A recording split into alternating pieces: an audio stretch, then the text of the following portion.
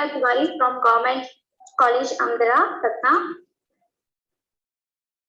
Respected directors, senior members, and dear colleagues, good afternoon to everyone. Today, for the fourth session of FIP 5, our resource person is Dr. Vittal G. Gore. Welcome, sir. Thank you. Assistant Professor and HOD of English Department, IQAC Coordinator at Sri Havik Swami College, Maharashtra.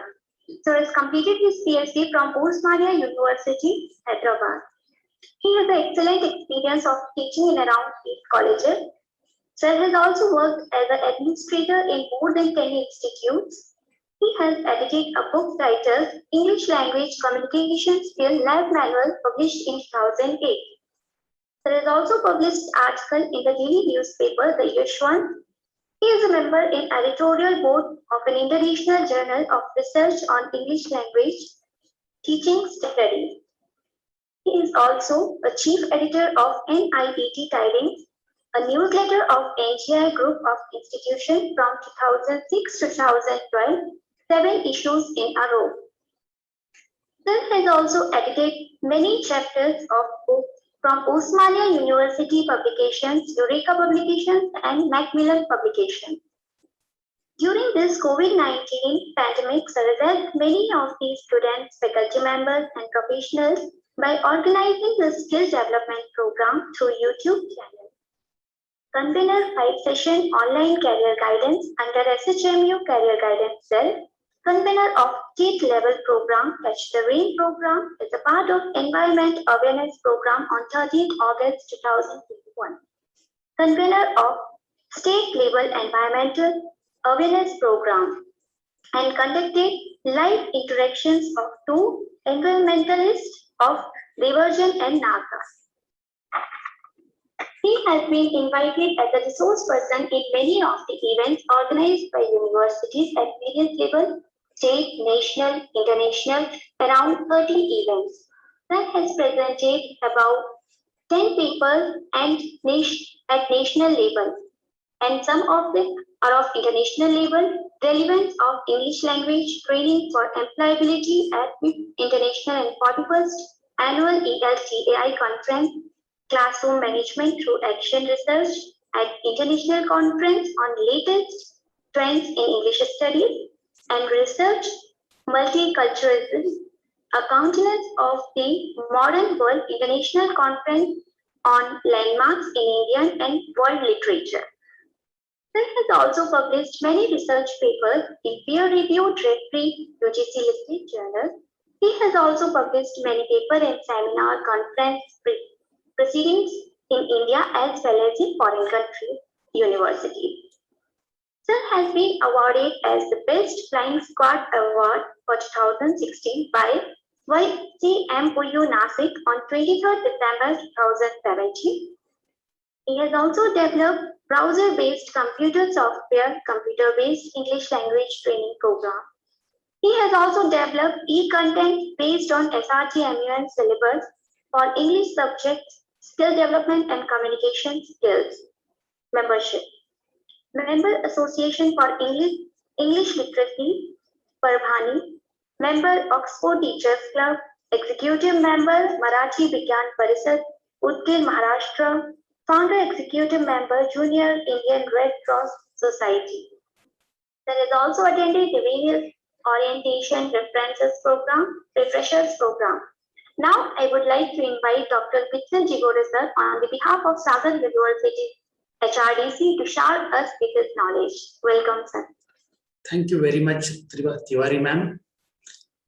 You have provided an elaborate introduction. Thanks a lot again. Thank you, sir. Pleasure. Thank you, sir. Honorable Director, HRDC Sagar, Dr. Bedre sir,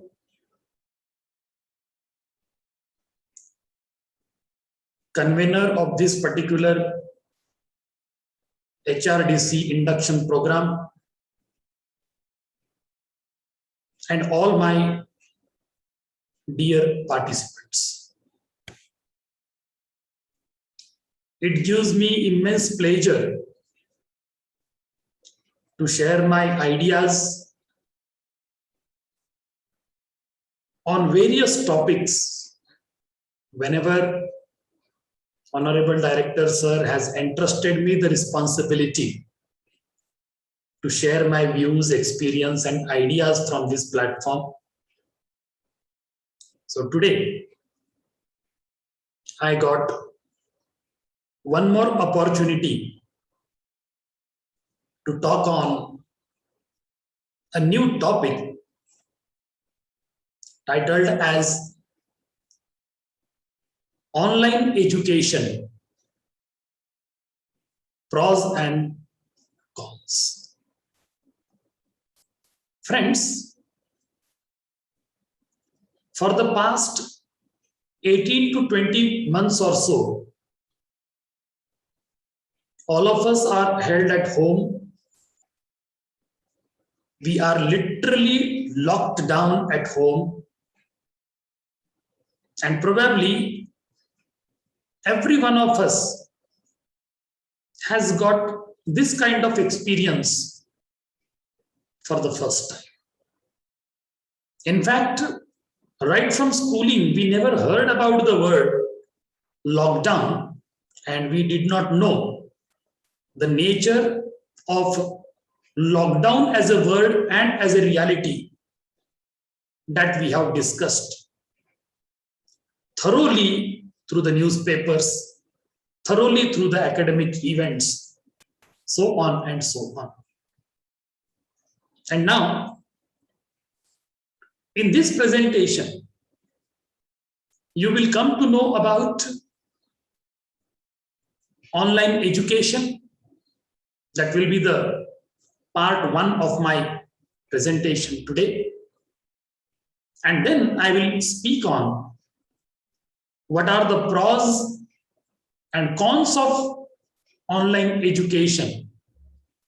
And finally, I'll discuss what are the challenges of higher education, especially through the online mode that we have been experiencing for the past 18 months or so, and probably we may continue for another couple of months or so, until and unless we start our regular academics in the offline mode.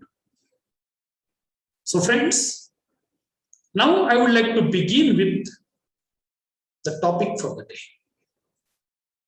As I told, I have been assigned the topic titled as Online Education, Pros and Cons.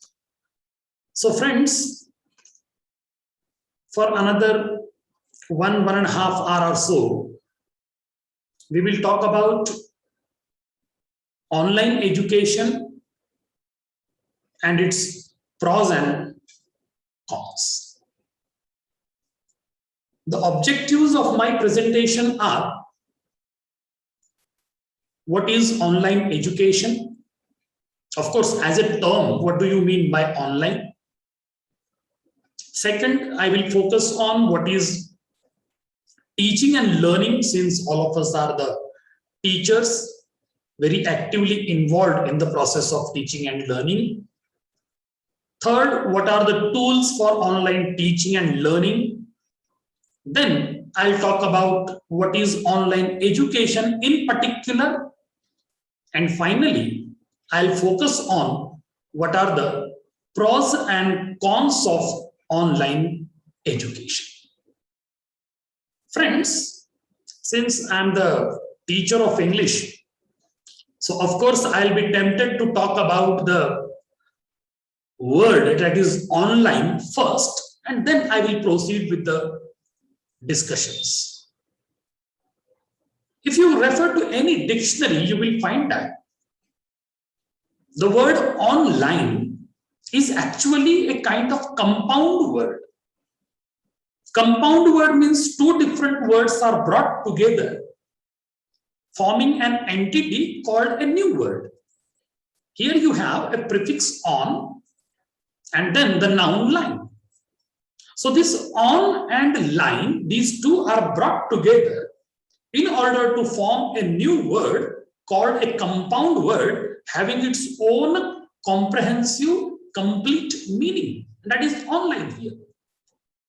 Now try to understand, what do you mean by online? As far as the dictionary meaning is concerned, online means something that is provided via wired or wireless internet line with the help of a computer, laptop, tablet, smartphone, or any electronic device that can use this digital platform. As a matter of fact, this online is of course controlled by or connected to a computer or to the internet. Without computer or without internet, we will not be able to use this online platform. And secondly, it is connected to or served by or available through a system, and especially a computer or a telecommunication system such as the internet. So now holistically, probably you might have understood what do you mean by online. So let us proceed now, because since we are talking about online education, unless we understand what is online and what is education, we will not be able to talk about the reciprocal process of teaching and learning. We will not be able to talk about the pros and cons of online education.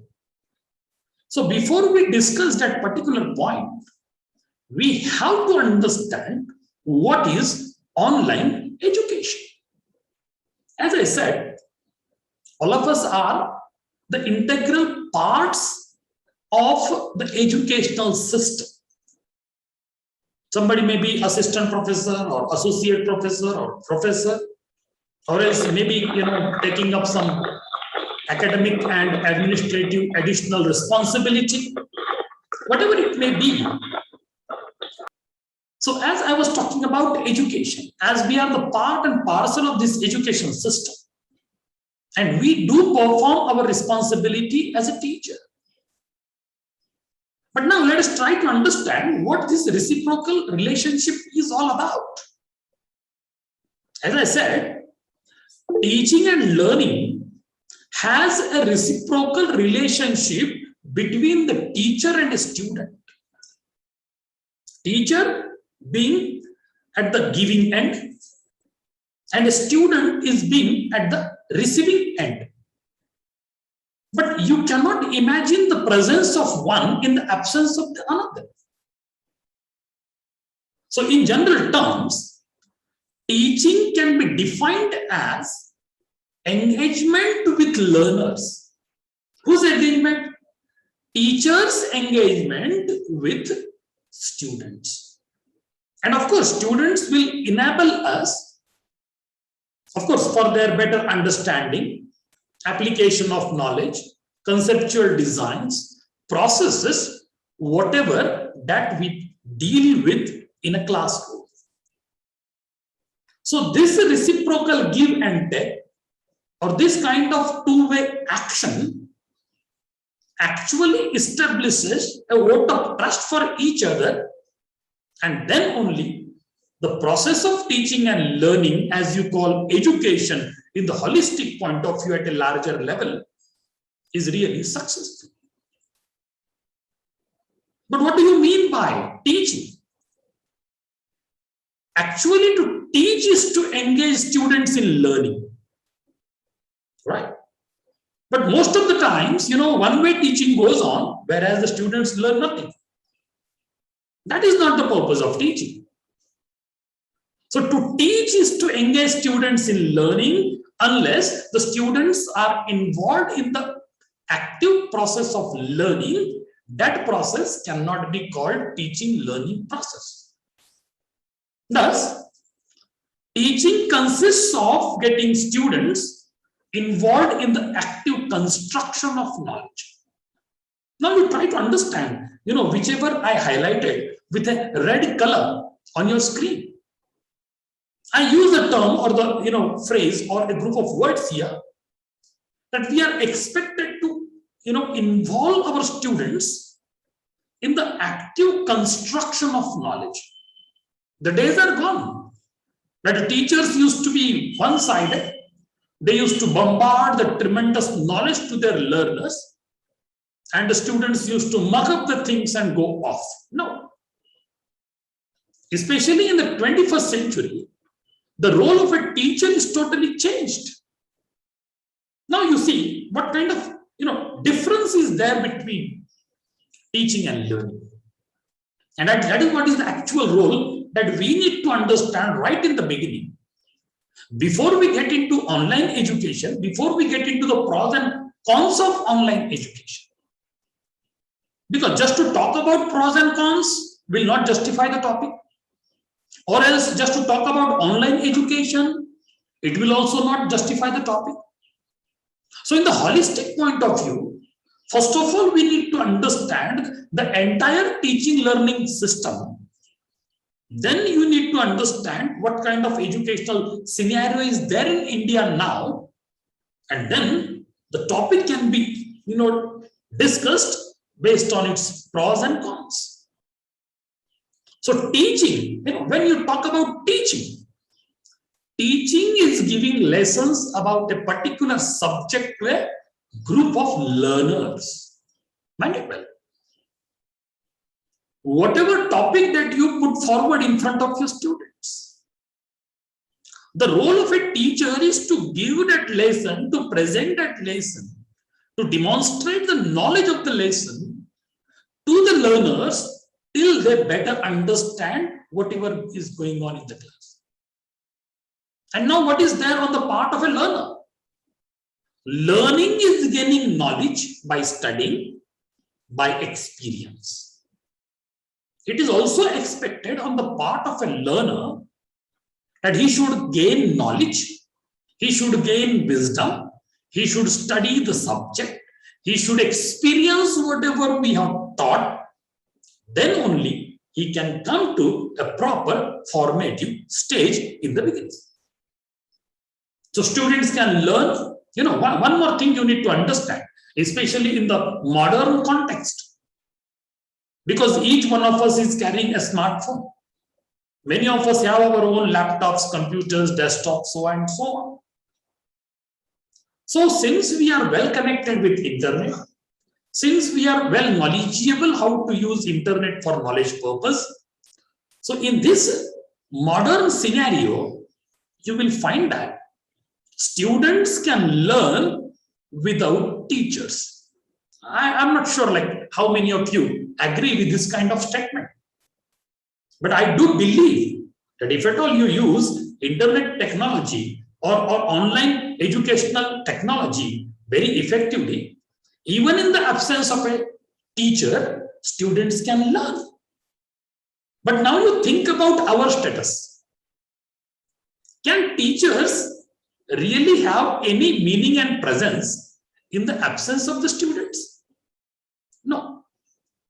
Teachers can't teach without learners. Now you see, online also, I am sitting at my home talking about online education pros and cons, and all the participants of this induction program organized by HRDC Sagar, they started attending, or they have been attending this particular session for the last 20 minutes or so. So here, unless you are there as a participant or a group of participants, there is no meaning that a teacher is going to talk online or offline. And that is what I want to tell you. So we cannot imagine the presence of a teacher in the absence of learners. But you can imagine a student learning so many things even in the absence of teachers. And this facility is very much available now because of the online technology, the online education methodology. So we can say teaching is fundamentally a reciprocal process. No doubt, it is a reciprocal process. The teacher is the giving end, student as a receiving end.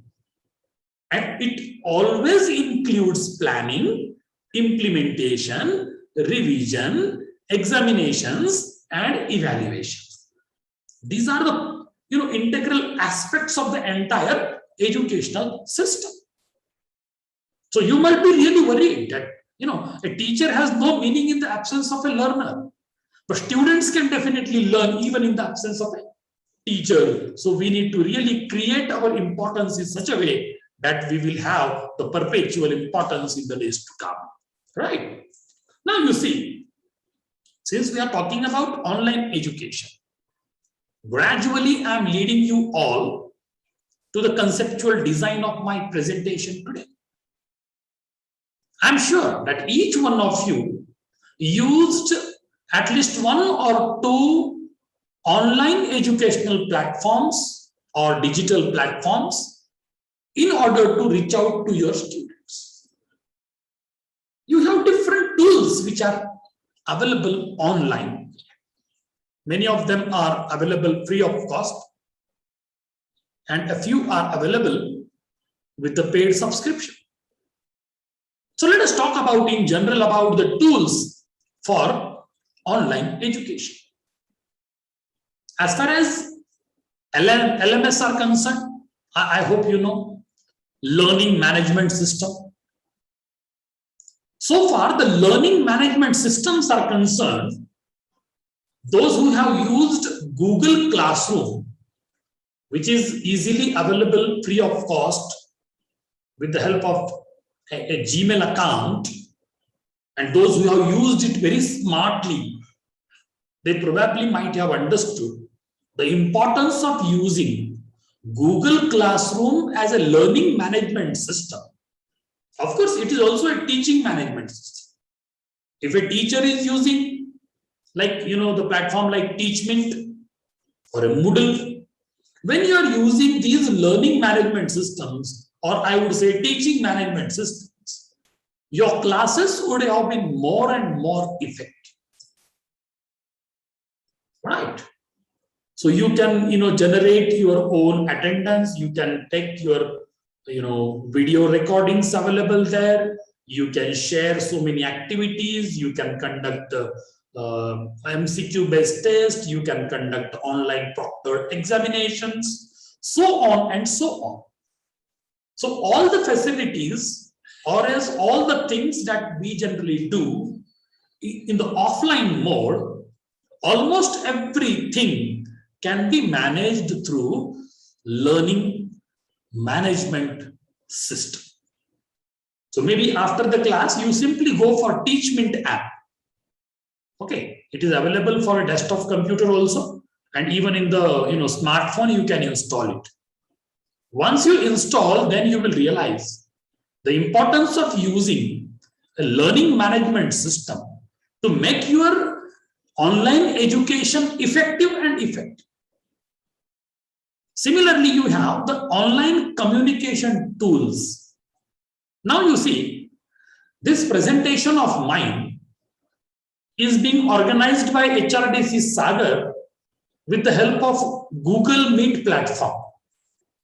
Actually, this Google Meet or Zoom meeting or MS Teams or Skype, these are the online communication tools. And any of the tools, we can use it for our purpose of online teaching and learning. Similarly, you have the social media channels in order to share your ideas, videos, thoughts, comments, messages. Even you want to communicate your Google or Zoom meeting link, you can share it with WhatsApp or the groups that you have created for your respective classroom. So social media, which is also based on the online communication technology, is also providing us a better platform for an effective connectivity. In addition, you need the document management tools like Adobe, G Suite, MS Office, OneDrive, Dropbox, Evernote, so on and so on. There are any number of document management tools available on the internet. But these are the few that we are frequently using, either while making the documentation of our required things like notes, material, question banks, or MCQs, or any other thing that you want to share in the form of a document. So you can go for these online tools which are easily available. Similarly, you have the online video tools also. If you want to go for a live program, or else you want to premiere your own recorded video, you can go for either YouTube or Loom. Okay, so online video tools are also available, editors are also available. You need to, work planning tools sometimes. You may forget because of your hectic load. So you have so many reminder kind of thing like Google Calendar or Calendly and so on and so on. So altogether, I mean to say that we can use the online tools like LMS or online communication tools like Google Meet or Zoom, or else you can go for social media like Facebook, LinkedIn, or WhatsApp. Similarly, you can use document management systems, so on and so on. In order to make your online quizzes, you can go for Google Forms, which is very effectively being used by a number of teachers all over the world. So you have different platforms like Project, ThinkLink, TED-Ed, EduClipper, Storybird, Animoto, etc., which are considered to be the very useful tools for online education. Now, for the past half an hour or so, we have been talking about online education, online teaching, learning, the word online itself. Now we talked about the tools for online. But now the question is how to really make our online teaching learning effective, right? And if you really want to make your online teaching learning effective, don't simply rely on Google Meet or your Zoom meeting. I would suggest, because I have been constantly using Google Classroom, Teachment, okay, for my students. And once you get into it, you will realize that how these learning management systems have created a very effective platform which is student-centric and teacher-centric as well. When a teacher is using, it is helpful to the teacher. When a student is using, it is positively helpful to the learners. So these platforms, I would request each one of you in the evening, once my presentation is done, please install Teachment app and let me know your reaction to this app. And those who face some problem while creating e-content and they don't have much, ability or digital knowledge of how to create e-content, especially in the form of video lectures, you can simply rely on Teachment. Once you go for a live recorded class and click the button of live presentation, automatically it will record your presentation and that will be forever available in your Teachment account. Not for you in particular as a teacher, but for the class, whichever that you have taught in the live form, live mode. And that recording will be all over available. So that is the beauty of using Teachment app or Google Classroom or Moodle or Edmodo. The list that you find on your screen gives you the information that these are the different platforms called learning management system platforms, which are very easily, and most of them are freely available. It means you need not pay any subscription there, and you can still use it for your purpose of teaching and learning. So now, let us lead to the kind of changing teaching learning paradigm in our country. If you go back to your own schooling, you will remember that the traditional lecture method of teaching and learning was adopted by most of the teachers. Instead of making it or calling it most of, I would say all of them used the traditional lecture method. Then in the course of time, we came across the open university system. We come across distance education.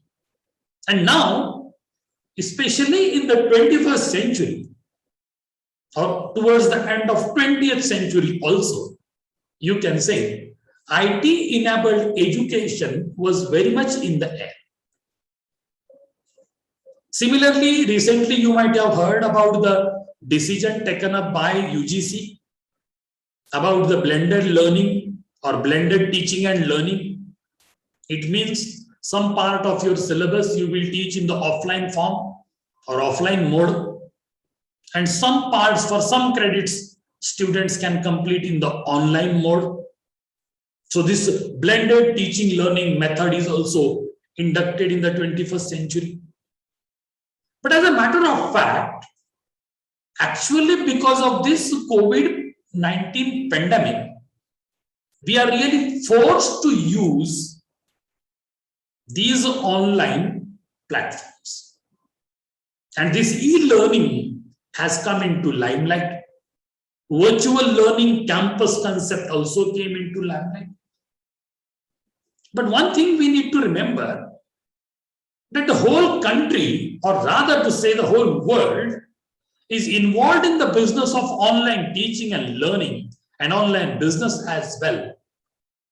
But my question is, how many of us really put forward or put our sincere efforts in order to create a better online teaching learning infrastructure? Right?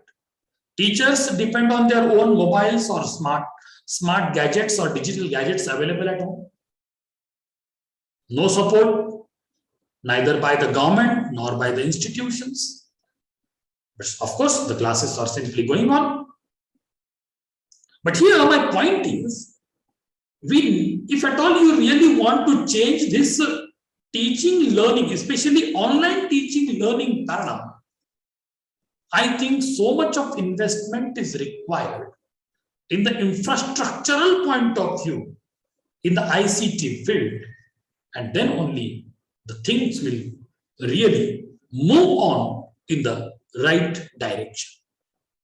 So friends, here you have some popular online platforms. Online education pros and cons, as we are talking about it.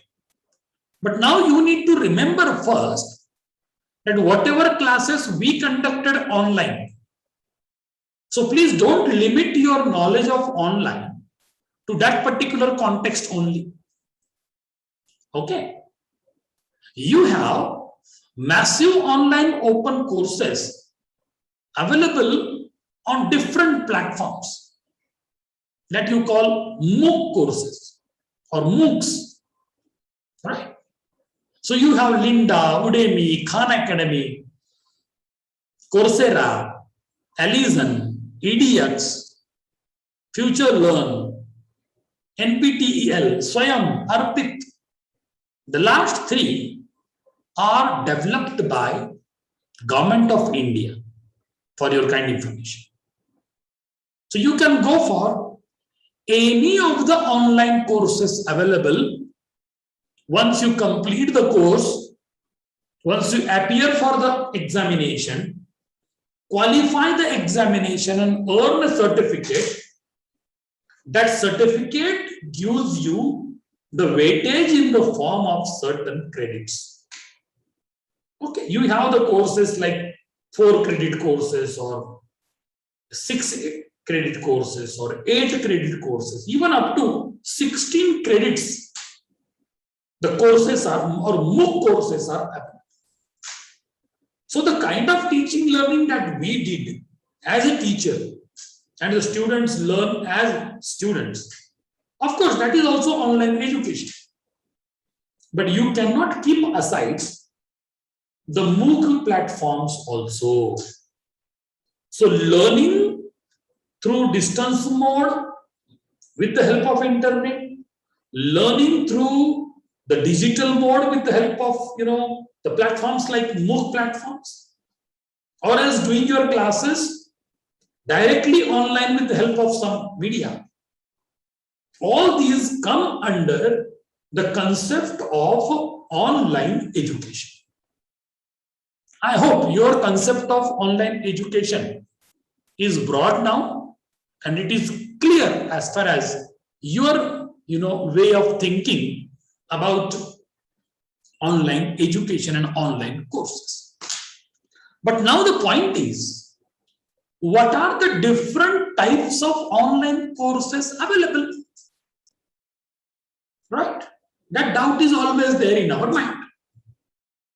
You have face-to-face online courses, hybrid online courses, flipped online courses, web-based online courses, and massive open online courses. That is MOOCs. So these are the different types of courses that we can do in the online mode. You will say, sir, face-to-face means offline. No, already I told you. Face-to-face online courses. I hope you know there are so many tutors, online tutors available all over the world. And you can get easy access to these teachers available online by paying their fees. So they will be available virtually, but they will be right in front of you on your screen, and you can have one-to-one interaction there. And that's why it is called face-to-face online course. Similarly, you have hybrid courses. Hybrid courses in the sense, a few lessons online mode, a few lessons offline mode. Such kind of, online courses are also created. That's why they are called hybrid, the mixture of two. Some are recorded, then shared. Some are live, as they are called live online. Similarly, you have flipped courses. You have instructors, those who record their lectures, use open educational resources in order to provide the lecture content to the students or desired audience, share the link with them. So such kind of classes are called flipped courses or flipped classes. As far as web-based resources are concerned, already I told you, you have the infinite web facility or internet facility available. So you can create your own program. You can launch your program. Let the expected students or expected learners join it, learn it, relearn it, let them take exams, certify them, and finally the things will move on the right direction. And I hope you know all about the MOOC courses in particular. So the online education that we have been talking for the past 40 minutes or so, now I believe that you have a clear concept of online courses or online education. So now let us proceed further. This is the actual topic of our discussion. That is the pros and cons of online education. Now, each one of you is already involved in the business of online teaching and learning. And once I start discussing each of the points highlighted there on your screen, you will realize that this is what I too experienced when I was dealing with my subject, when I was teaching my subject. The most important advantage of online education is its affordability. Can any one of you please tell me what do you mean by affordability or online education is affordable? What do you mean by that? Anybody else? Please unmute yourself and let me know what do you mean by online education is affordable? So most of the study material is free of cost. Okay. तो वो अलग से पैसे खर्च करने की जरूरत नहीं है, तो अफोर्डेबल रहता, बजट के अंदर रहता है. बिल्कुल सही बात कही आपने. See, this online education or online courses which are available easily with the help of internet technology, they are very cost effective. Cost effective in the sense, suppose you want to do a 3-month course or a certificate course from a reputed institution, or a diploma course of 6 months or 1 year from a reputed institution, you will find that the charges are very high, especially in the private sector. They are beyond our imagination. But as far as online courses are concerned, I think most of the online courses available today on all the MOOC platforms, they are absolutely available free of cost. The only minor investment that you need to do is to have an electronic gadget and to have a proper internet connection, giving you a better connectivity with a proper broadband. This is the only investment in the online mode of learning. And that's why it is called affordable or very affordable as far as all educational platforms are concerned. Whether it is offline mode university learning, or else your open education learning or distance education learning, the most affordable one is the online education. Second thing is its flexibility. What do you mean by flexibility? Any one of you can focus on? Sir, basically it is the method of learning where students are given a freedom in how, what, and when, and where they learn. Yes. See, it is flexible. Flexible in the sense you can use it to your convenience. Anytime, anywhere, however. That kind of flexibility is possible. Suppose, okay, I have my own schedule of offline classes. Students and teacher both are expected to be, binding to the time limits, or time bound work is expected. Here, we are little bit flexible. Well in advance, you can announce your time slot for a particular class or a presentation. And accordingly, students will be flexible enough to get adjusted with the timings allotted. So this sort of flexibility is there. It is flexible for the learners and the teachers. It is flexible for everybody else, that wherever, whenever you are, you can comfortably use it and get connected. The third important point in this respect is efficiency. What do you mean by efficiency? Any one of you? So please be interactive. Already, this online education, its pros and cons, we have been, experiencing it for the last 18 months or so. So I don't think like this is really a new topic to you. Maybe a bit new information come in between. But in the holistic point of view, these areas are already known to you. Sometimes may not be in terms of terms or some terminology or words, but we have been into it, no doubt about it. So what do you mean by efficiency? Is it the efficiency of a teacher or the efficiency of a learner? See, it is efficient technologically. It increases efficiency of a teacher. It also increases the efficiency of a learner. Now you just, look back. We belong to the second half of the 20th century, and most of our life we lived in the 21st century, already 21 years completed. Some life we lived in the last 2-3 decades of 20th century. But if you talk about the previous generation than us, okay, how many of them were digitally savvy? How many of them were technologically savvy?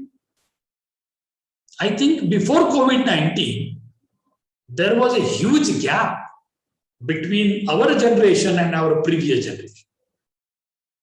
But now, in these COVID-19 conditions and pandemic situations, our efficiency of using computers, laptops, smart gadgets, or digital gadgets is of course increased. There was a time that people did not know even how to use the smartphone. But now they are very comfortable with the smartphone. They are very comfortable with, organizing their classes, conducting their online classes, using different tools of education, online education. So naturally, it talks about the efficiency of an individual as a teacher and a student. And it also talks about the efficiency of digital technology itself, that it has really provided a better learning platform. Now, the fourth important point is your convenience. What is convenience? Convenience means how do you, when do you, and where do you really use it? Is it really convenient to you or not? Okay. Once you are used to the computer, laptop, or any smart gadget, you will realize that it is really the most convenient platform for dissemination of knowledge. See, due to different constraints, I could not really give time or more time for so many organizers whenever they do call me for presentation in the offline mode. But in the online mode, I could give them time. In the span of last 18 months or so, by God's grace, I might have presented around 30 to 35 online presentations. Because it was all very convenient for me. By sitting at my own workplace or else at my home, I can dedicate a couple of hours for this and get connected with anybody all over the world. So this sort of convenience is there on the part of a teacher. And similarly, similar kind of convenience is also there on the part of a learner. Okay. Now, most of you might have started taking the sip of a coffee or a tea at your home, but still you are listening to my presentation. Is it not a convenience provided by the online education platform? Can we really do it in our offline classes? How many of the teachers would allow you to have a cup of coffee or tea or milk right there in the classroom itself? So we don't find that kind of convenience there. So this online education platform or educational system is giving everybody a lot of convenience. But here, one thing you need to remember, that there is a lack of structure. What do you mean by that? Lack of structure. Lack of structure in the sense, as we prepare our lectures for the offline mode, we have our micro teaching plan ready before we go to a class. We have our notes or margin notes or study material or question answers, so on and so on, well prepared before the class. Probably that's kind of structuring, unless you do, is really missing somewhere. Okay. And as far as this online education is concerned, as you know, it is student centric. Okay, you will find that I am in the active mode as a teacher, but I cannot really check whether all the participants, those who have joined this session, are they really in the active mode or they are active only in the digital form. This question is always there. But still, this online education is considered to be student-centric. You have a lot of creativity in teaching as well. How can you bring creativity in your teaching? Now you can see my PowerPoint presentation here. Suppose I am teaching you William Shakespeare's Hamlet, or else I am teaching you some another notion of plagiarism. With the digital platform of this kind, I can share images, I can share videos, I can share audios, I can show you graphs, I can do wonders with the help of this digital platform. And that's why creative teaching is possible in the online mode. Can I really bring William Shakespeare to your class except a book form? Right? Because we don't have the elaborate ICT infrastructure created. We don't have the all classrooms called virtual classrooms. We don't. So we will not be able to bring outside world into the classroom digitally. But in the online classes, the outside real world, either in the live form or else in the recorded form, can be brought into the classroom and can be effectively used by the teacher, and that will be a kind of creative teaching contribution by a teacher. And one more thing here in this context you need to remember, that is also prose, which is also considered in the same respect, and it has a limited social interaction. What do you mean by that? Limited social interaction.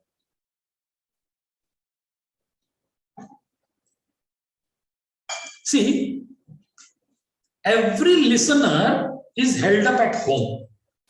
You are sitting at your respective home or else workplace, if at all you are there, right? So is there any scope for social interaction? No. Once you are connected through internet, you will find that you can have, of course, you can have discussion among yourself also, but it will create a disturbance to the teacher. So the teacher may not allow. He will have a control unit in his own computer. So there is a limited social interaction in this mode. You have easy access to resources. It may be video lessons, audio lessons, podcast, study material, which is available in digital form or in the document form, question banks, MCQs, test papers, so on and so on, assignments. So these are resources which are expected to be available in the electronic form. Students and teachers will have easy access to it. And finally here, one more point on this slide I would like to tell you that it has the increased quality of learning material. In the offline class, the teacher depends on a textbook or recommended or referred book, and the students will also mostly rely on the same. But does it happen in the online mode? If at all I happen to refer to any book right now, very quickly you can start searching in the Google that who is the author of this book, when this book was published, what is the content of this book, is it really useful for my purpose now? Immediately you can cross it. So you can say it has increased quality of learning material. Beyond that, there are a few more pros of online education. Already we discussed about this point while talking about MOOC courses. You simply go for EDX platform or Swayam platform or Arbit platform. Knowledge is available freely. Only certification is charged. If you want to do a Swayam course or Arbit course or NPTEL course, how much do they charge? They charge around 1,000 rupees or so. If at all they have increased it recently, I don't know. But they charge around 1,000 rupees for certification. Otherwise, registration is free. Listening means attending the class through the online platform is free. Only conducting examination and issuing you the certificate for qualifying certain exam, that needs the processing fees. That's all, nothing beyond that. So you can say open and free enrollment to anybody in the world, online collaborations of learners and instructors. Suppose there is a professor from Gujarat and I am sitting at my home or in my workplace. We can have the academic collaboration in the online form. Learners also can have their own online collaborations. Okay, forums you can create. Similarly, it is very affordable alternative to formal education. Very recently, I heard that there are a few MBA institutions, I mean to say the institutions offering MBA degrees, very reputed institutions in our country. Not IIM. IIM fees is, controlled by the government and the body. But private institutions, they charge 6 lakhs, 8 lakhs, 15 lakhs per annum for a particular course called MBA. Is it really affordable to everybody? I don't think so.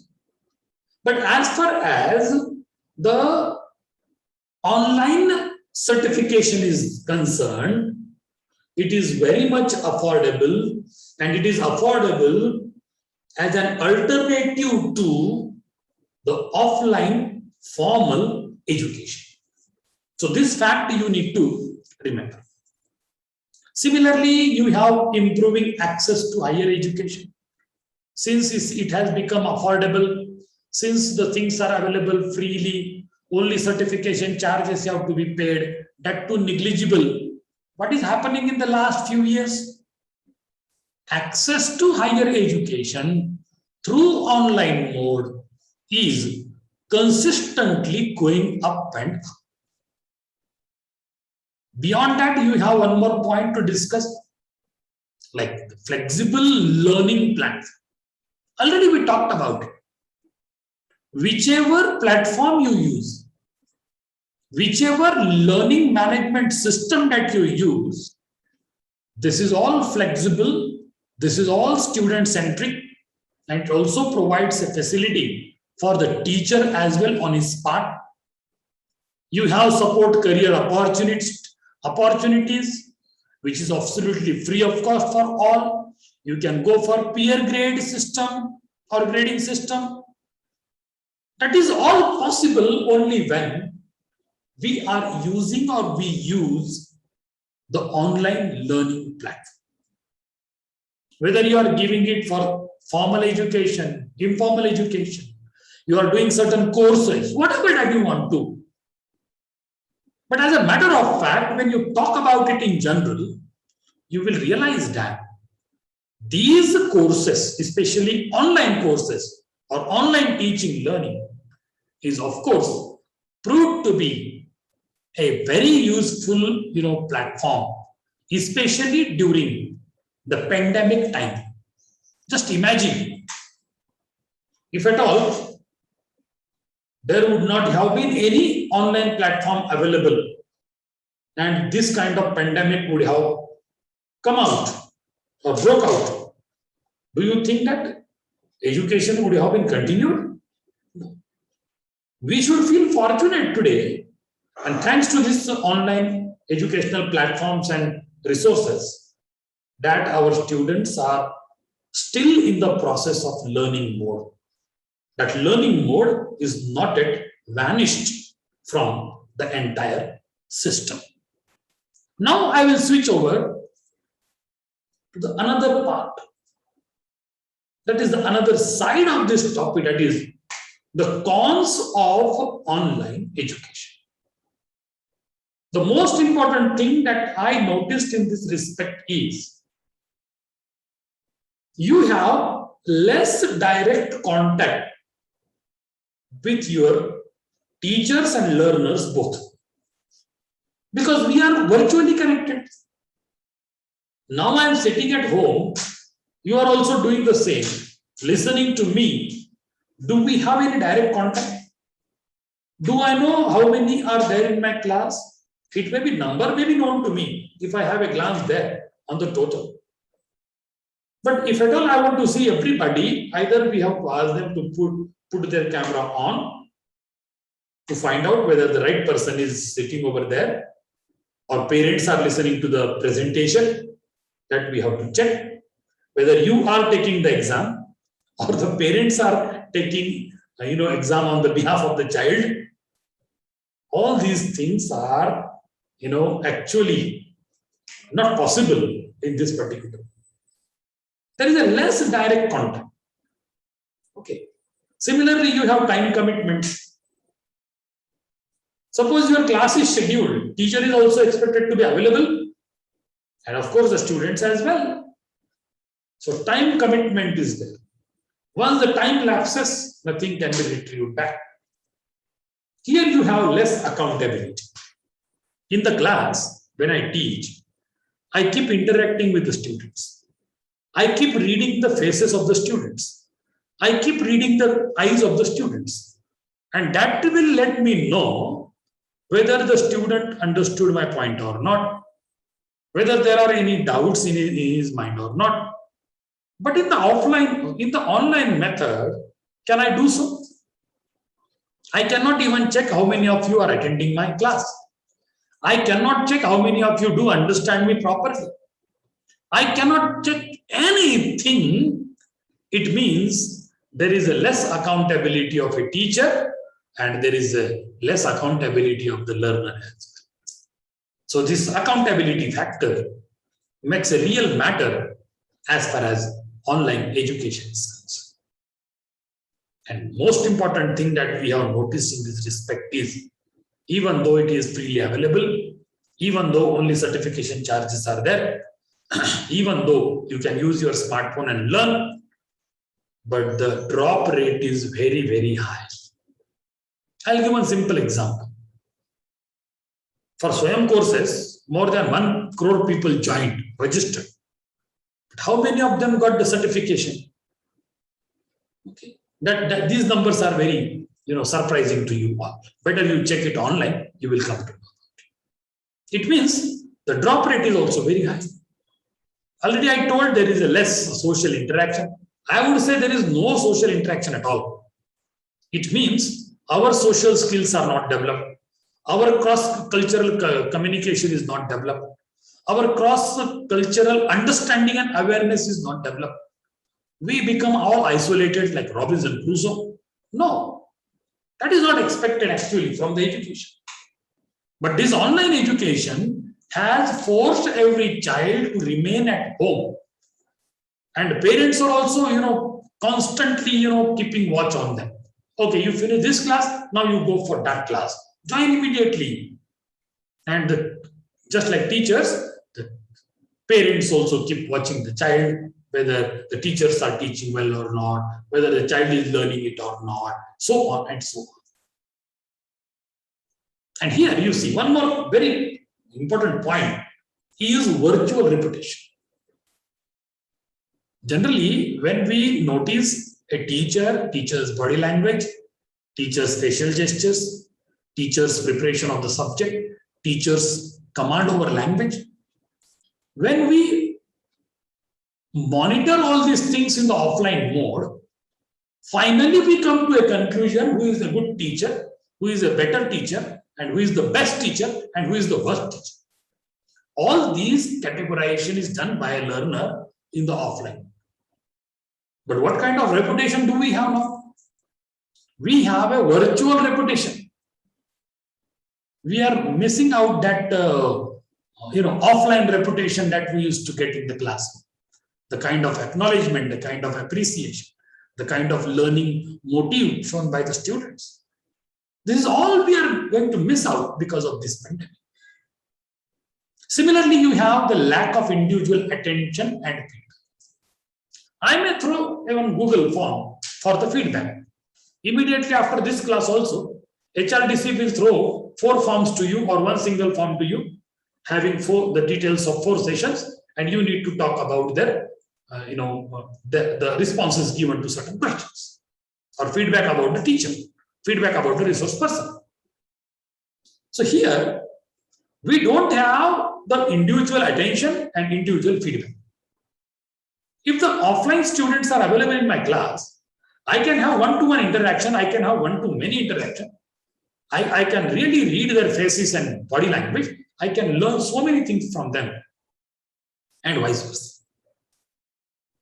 So in a nutshell, I would like to say, we are missing out the online life.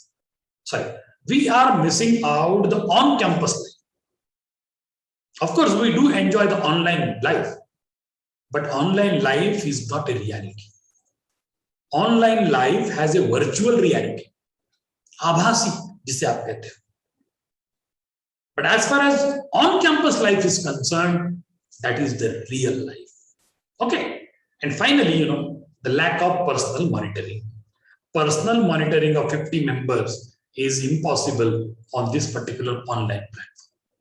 Whether the teacher has to organize his own resources for effective teaching, or else he should really keep monitoring everybody independently. And these 2 things are the different ball games. So we need to understand that particular fact over here so that the things really move on the right direction.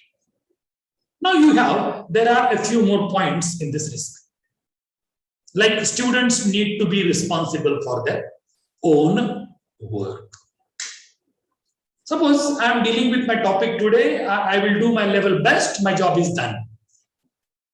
Do I really know how many of you learned, how many of you really got skills, and how many of you really understood the entire presentation, and how many of you are really listening to me? Who is actually responsible? Organizer, presenter, or listener? Ultimately, it becomes the recipient's responsibility. It becomes the learner's responsibility. It becomes the student's responsibility to find out whether he is on the learning track or not. Because the person who is giving you knowledge, or sharing his ideas, or training you for certain things, he will do his level best. That's all. His job is done. But being at a learning end, you should be active, more active than the speaker. Then you have online courses that do not provide active feedback. Already I told you, online presence is a virtual presence. Nothing in reality, only in virtuality. And that's why these online courses do not provide the active feedback. They are self-directed. Online courses provide self-directional learning system. It means more of the responsibility of a learner and less of the responsibility of a teacher. Right? One more important thing is it is limited, it is having a limited real world engagement. Limited. Already I told, like, we can bring the whole world into virtual form. But does it mean that it has the real world engagement? Being there in the offline class and being here in the online class, these 2 things are 2 different experiences. In the course of time, I asked hundreds of students, right, in my college and other colleges as well. When I inquired, I put forward a simple question. What was that? Do you like online classes or offline classes? To your surprise, or else you can also check at your end, by asking the same question to your students, you will find that more than 90% of the students told that they love to be there in the classroom for offline classes. It means they are missing out so many things. And that is the choice of the students. And it is proven in the, conducted researches. So students' drop rate is already high, I already told you. But beyond that, the technical problems are many, I would say innumerable. Now we are fortunate enough that internet is working well. Electric supply is here. My backup battery is also having sufficient power. So the things are moving on in the right direction. But suppose internet fails or power failure is there, or else my system crashes, any kind of technical problem arises. Or sometimes my area gets into the low network area, I may not get proper connectivity virtually. So innumerable technical issues are there. I'll tell you one of my experiences in this respect. Why did I start recording my own lectures and provide it on the YouTube channel? The reason was so many students from small villages, rustic areas, rural area of India, they told me, sir, our village comes under low network zone. And in the low network zone, there is no proper connectivity at all. And once you don't get the proper connectivity, there is no possibility of proper sharing of your, videos, which are, being transferred technologically for the live classes, for Zoom classes or Google Meet or Team classes, whatever. So there are a number of technical issues in this respect. But altogether, probably now you might have understood that there are a few pros and there are a few cons, and I think it is always there for everything. Whatever that you find in and around, you have some positives and similarly you have some negatives.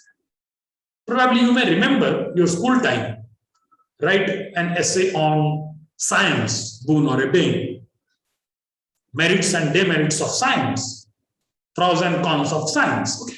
It means science has two different perspectives. If you get something good, naturally, it has also provided something bad for you as well. But we have to admit it. Likewise, this online education system has a few pros, and similarly, it has a few cons as well. But now the question is, shall we really keep thinking only about the pros and cons? Shall we really keep thinking only about what is online education? No. I think we have to have certain challenges and we should face the challenges and we should find a solution for the problems. Then only we will be successful on this line. And as far as the challenges of online education system are concerned, I have enlisted a few for your better understanding on the screen. Number one, what are the challenges right now in India about the online education? Challenge number one is the availability of electronic devices, internet and network. Already I told you just before that in the small villages, wherever you find the low network zone, connectivity is a problem. My students have told, sir, I was there on the top of my house, means on the terrace of the house. I was there on the terrace of the school. I went to my farmland or agricultural land. I went to a hilltop in order to get proper connectivity. It means India is still struggling with internet connectivity, proper internet connectivity to all, and the availability of electronic devices. See, those who are in the well-to-do family, every person has a laptop, computers, tablet, smartphone, or some of the other electronic device. But is it really affordable for every household in India whose earning is hardly 300 to 500 per day? Can the family afford having multiple number of electronic devices with multiple connections and investment for that. So that is really a big challenge as far as our country is concerned. Of course, we are going to. Okay, we are trying our level best to provide a better solution for this. And we do rely on the user-generated content. Digital literacy is also a challenge for us. Already I told you, the previous generation teachers were not techno-savvy, but now they have also become techno-savvy because the scenario, pandemic scenario, forced them to learn and to be, lettered as far as digital knowledge is concerned. Time and efforts from learners and from teachers and both are necessary. That is also a challenge because we have to, keep up to the pace of the teacher. The students has no will and wish when to conduct and how to conduct the class, whereas the teacher will decide what to do and how and when. And most important challenge in the respect of online education is accreditation.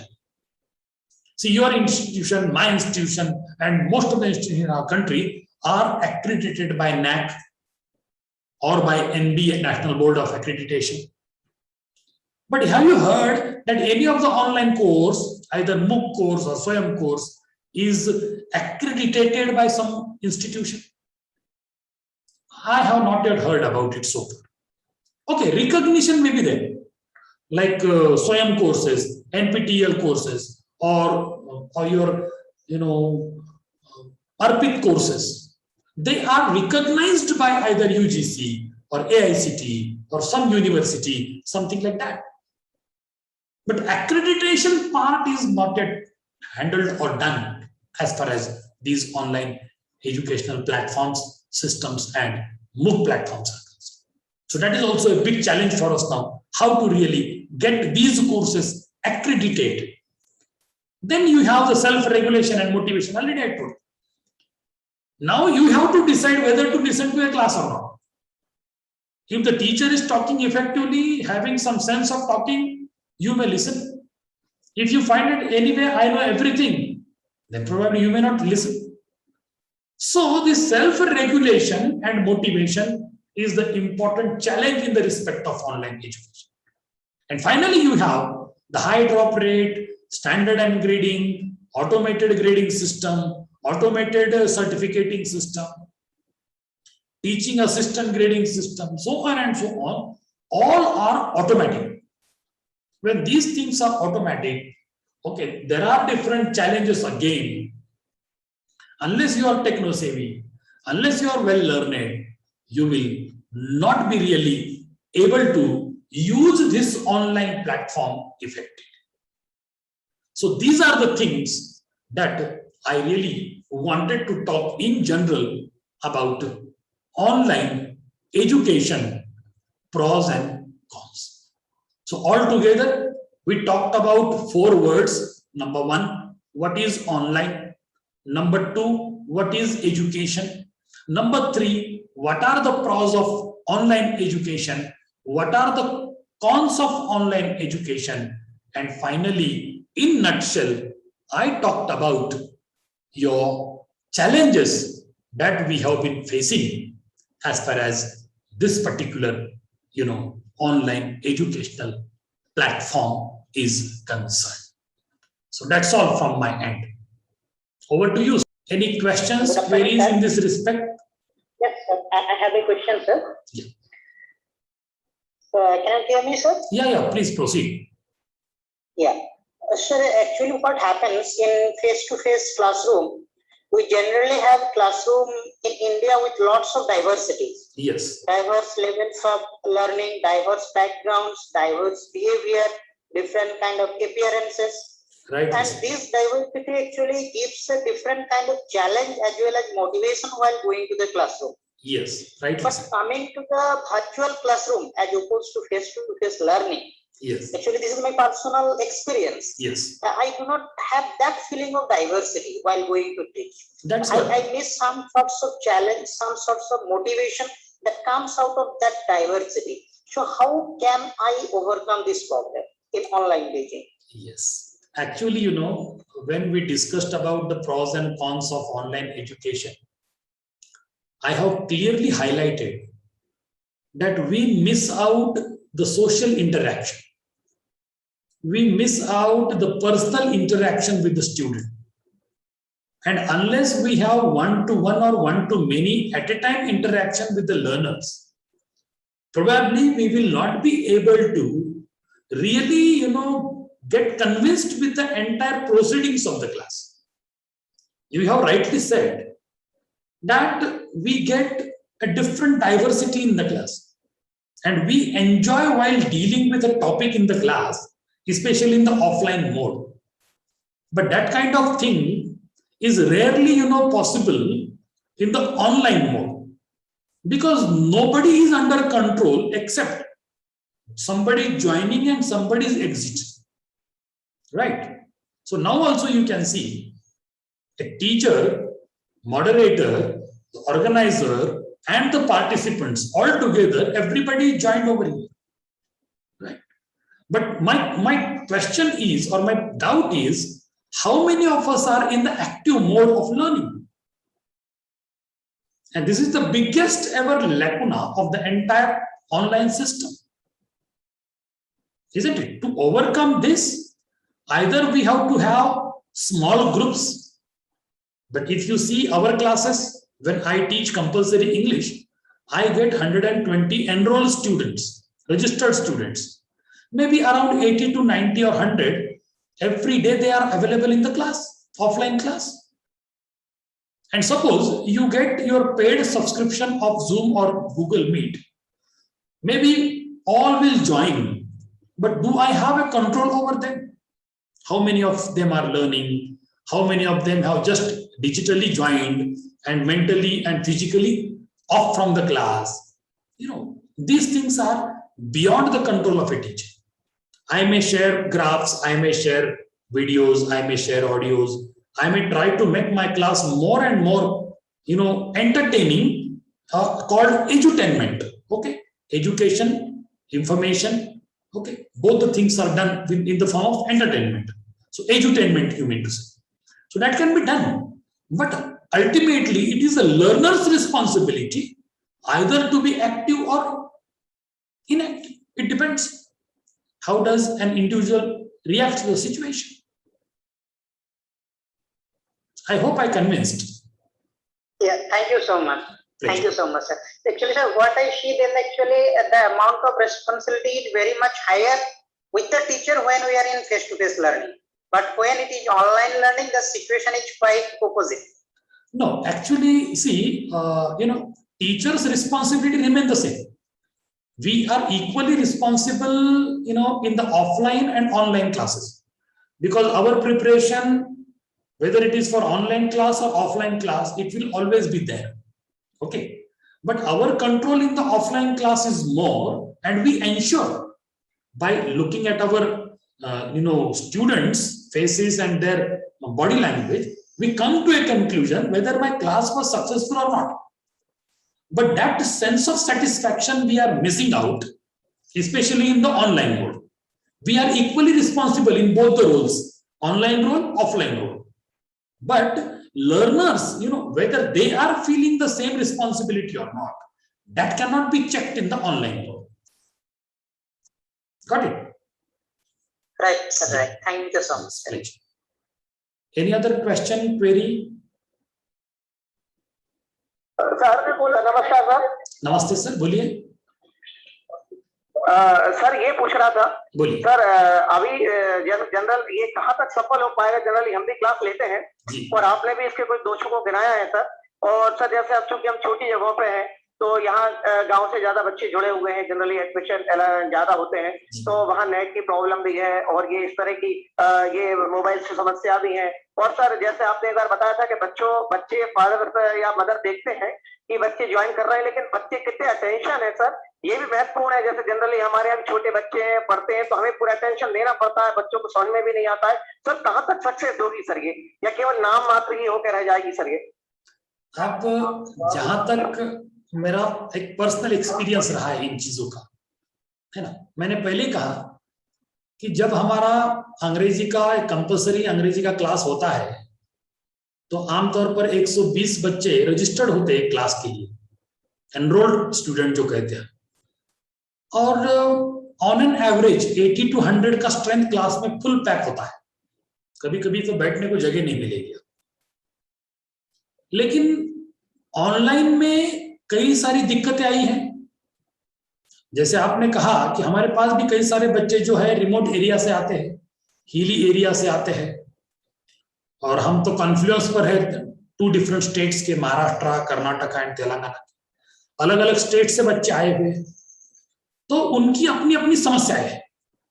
किसी को net का problem है, किसी को device का problem है, किसी को पैसे का प्रॉब्लम है, किसी को अवेलेबिलिटी का प्रॉब्लम है, और जिसके पास सब कुछ है उसको पढ़ना नहीं है, जिसके पास कुछ नहीं है उसे पढ़ना है ना। मतलब ये अनन्य समस्याएं हैं। और ये जो कोविड-19 का जो फेज हम एक्सपीरियंस कर रहे हैं पिछले कुछ महीनों से, ये हमें बहुत कुछ सिखा गया है। एक तो टीचर की अपनी काबिलियत के बहुत सारे क्वेश्चन खड़े हुए कि हम कितने सक्षम हैं शिक्षक के तौर पर।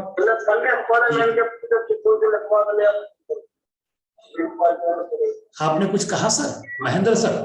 नहीं सर, मैं भी आपसे सहमत हूँ सर, क्योंकि हमारे अभी 300-400 के आसपास स्ट्रेंथ रहती है, पर तो सर वही 40-50 मैक्सिमम 100 स्टूडेंट ही ज्वाइन कर पाते हैं सर।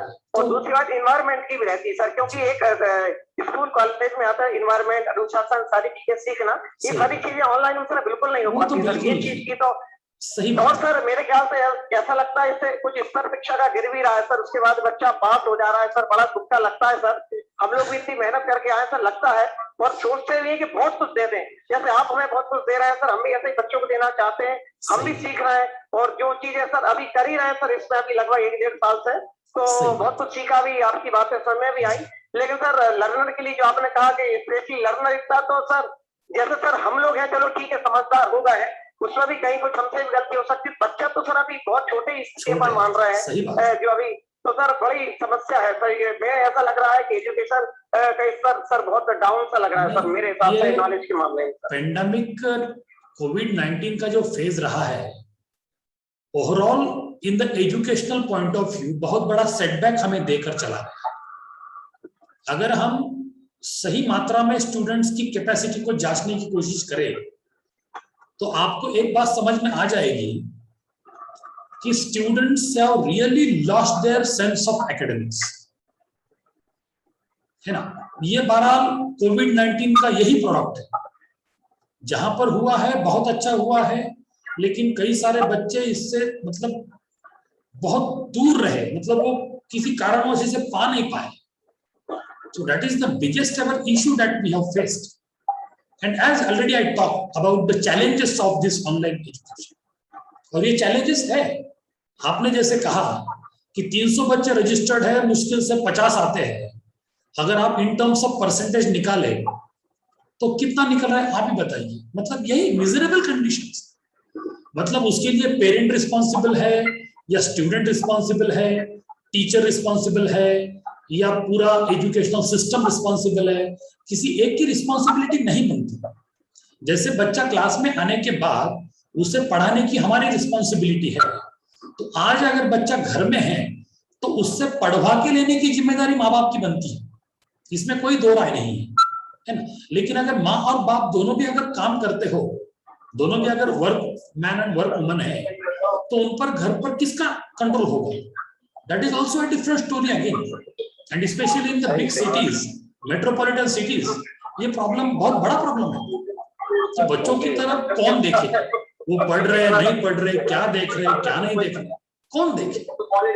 और न्यूक्लियर फैमिलीज है, यूनाइटेड फैमिलीज है, तो चलो कोई ना कोई बड़ा बुजुर्ग घर में होता है, लेकिन काम के सिलसिले में लोग अपने अपने शहरों में चले गए इधर उधर, न्यूक्लियर फैमिलीज रह गए। तो ये बहुत सारे किस्से हैं इसके बाद। जी sir, thank you sir. Right. Anybody else? Any question, doubt?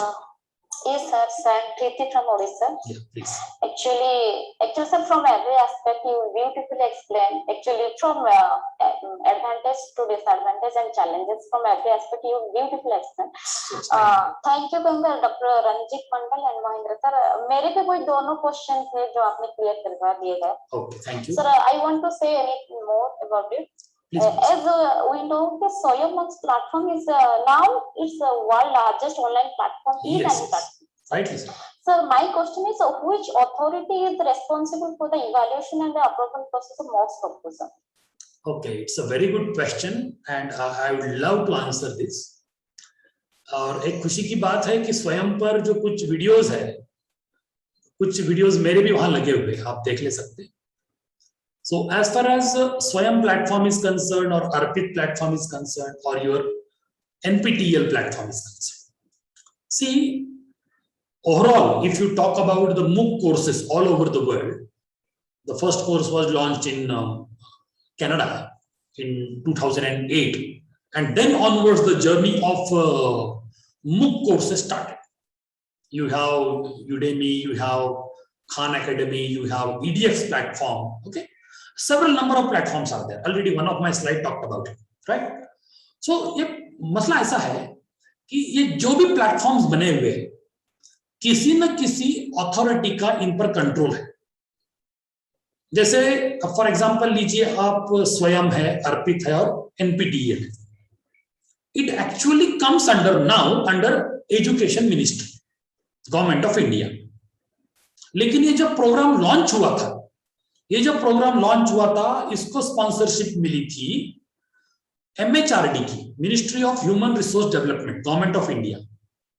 तो उनका ये मेगा प्रोजेक्ट था, मल्टी बिलियन इन्वेस्टमेंट का प्रोजेक्ट था और ये सक्सेस भी रहा. और शायद ये जर्नी कई साल पहले शुरू हुई थी ई कंटेंट डेवलपमेंट की, तकरीबन 2012-13 का प्रोजेक्ट था वो MHRD का, है ना. उस बलबूते पे कई सारे वीडियो लेक्चर्स रिकॉर्ड किए गए, सैकड़ों में, हर एक सब्जेक्ट के सैकड़ों लेक्चर्स तैयार हुए, एक प्लेटफॉर्म बना और एक ऑनलाइन लर्निंग प्लेटफॉर्म बना इंडिया. तो एक systematically prepared kind of thing अपने पास आ चुकी है. और जैसे आपने कहा कि इसके लिए अपनी एक अथॉरिटी है. जैसे स्वयं के कोर्स आपको बनाने हैं तो आपको स्वयं को अप्रोच करना पड़ेगा, उनके प्रोसीजर के हिसाब से कोर्स डेवलप करना पड़ेगा, उसकी टेस्टिंग होती है, उसका इवैल्यूएशन होता है, उसका कोऑर्डिनेटर होता है, उसकी एक सैंक्शनिंग अथॉरिटी होती है. ये पूरे प्रोसेस से गुजरने के बाद आपका कोर्स कोई भी कोर्स हो, 3 क्रेडिट्स का हो, 2 क्रेडिट्स का हो, 4 क्रेडिट का हो, 16 क्रेडिट का हो, जो भी हो, वो कोर्स स्वयं प्लेटफॉर्म पर या NPTEL पर या फिर अर्पित पर लग जाता है. सही है. ये एक सिस्टमैटिकली डेवलप्ड प्रोग्राम होता है. तो उसके आपको कंटेंट बनाना पड़ता है, उसका आपको वीडियो ई कंटेंट जिसे कहते हैं वो बनाना पड़ता है, स्टडी मटेरियल बनाना पड़ता है, क्वेश्चन आंसर बनाने पड़ते हैं, MCQs बनाने पड़ते हैं. उसके साथ साथ आपको जो कुछ भी ऑनलाइन एडिशनल इनपुट्स देने हैं लर्नर्स को, लिंक्स वगैरह वो देने पड़ते हैं. यानी कई सारी चीजें इसमें इन्वॉल्व होती है, तब जाके एक कोर्स बनता है ना. तो इसकी ऑथेंटिसिटी है. जहां तक स्वयं के कोर्सेस है, मैंने तो ऑलरेडी कहा कि उसको MHRD की और नाउ हम उसको एजुकेशन मिनिस्ट्री कहते हैं, उसका रेटिफिकेशन मिला हुआ है. इसलिए वो कोर्सेज की क्रेडिबिलिटी के बारे में कोई क्वेश्चन नहीं है. और कई सारे यूनिवर्सिटीज ने अब क्या किया है, ऑलरेडी आपको पता है कि UGC ने एक प्लान लाया है कि कुछ मात्रा में आपको ऑनलाइन पढ़ाना है, कुछ मात्रा में आपको ऑफलाइन पढ़ाना है. तो बच्चे जो है कुछ क्रेडिट्स ऑनलाइन गेन कर सकते. तो उस सिलसिले में कई यूनिवर्सिटी ने क्या किया है, अपने अपने सिलेबस के हिसाब से, करिकुलम के हिसाब से कुछ कोर्सेज आइडेंटिफाई किए और उसको सर्टिफाई कर दिया कि बच्चों ने अगर ये कोर्सेज कर दिए तो they will be considered for 2 credits और 6 क्रेडिट्स और 4 credits, whatever however they need. तो इस तरह की चीजें, इसलिए इसका एक अपना एक पैटर्न है और उसके हिसाब से ही सब चलता है. और ये एक ऑर्गेनाइज्ड पैटर्न है. It is controlled by certain authority from the ministry. और UGC पैनल्स है उसके अंदर, और NPTEL का पैनल है, स्वयं का पैनल है, और आपके अर्पित का एक अलग पैनल है. अर्पित के कई सारे कोर्सेज तो रिफ्रेशर, ओरिएंटेशन जैसे कोर्सेज है, वो करने के बाद उसको इक्वलेंस मिला है HRD से. जैसे कि आपने एक HRD से कोर्स किया है तो it is helpful to you for promotion. So Arpit के कोर्सेज भी रेटिफाई हो चुके हैं उसके लिए। तो इस तरह से ये एक सिस्टमैटिक प्रोग्राम है, not an issue at all. Hello. Okay, sir. Right. Thank you. Thank you so much. Anybody else? Okay, that's fine. Tiwari madam? Yes, sir. Shall I start, sir? Vote of thanks? Yeah, please proceed. Yes. A very good evening to all. My name is Dr. Anjali Verma. I am here to say vote of thanks. First of all, I'd like to thank HRDC team, Dr. Hari Singh God, University Sagar, who has given me the opportunity to give vote of thanks. Now, I would like to thank Dr. Vithalji Bore sir, who has made the last session very interesting and enthusiastic. Sir has told us about online learning, teaching and learning, tools for online teaching and learning, and online education. Sir has told us many online tools in which some tools we all never listen. Sir has told us about learning management system like Google Classroom, Moodle, online communication tools like Google Meet, Zoom, Skype, social media channels like Facebook, LinkedIn, WhatsApp, document management tools like Adobe, G Suite, MS Office, OneDrive, Dropbox, Evernote, etc. And sir also discussed with us online video tools like YouTube, Loom, and work planning tools like Google Calendar, Calendly. Sir has also told us many online MOOCs platform like Lynda, Khan Academy, Allison, FutureLearn, NPTEL, Swayam, Arpit, etc. Sir has beautifully discussed with us types of online courses like face-to-face courses, hybrid courses, flipped courses, web-based courses, MOOCs. In last, sir has beautifully explained pros of online education. Sir has discussed that online education is affordable, flexible, efficient, and online education is also convenient and student-centered.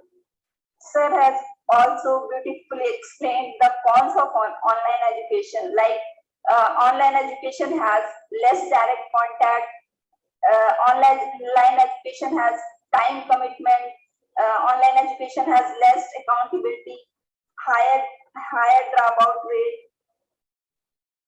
Sir has also beautifully explained the challenges of online education. Online education rely on user-generated content. So thank you so much, sir, for giving such a nice presentation. And now, on the behalf of all participants of 5th induction program, thank you so much, sir, for bringing new technical tools and words. Thank you so much, sir. Thank you so much. Thanks a lot.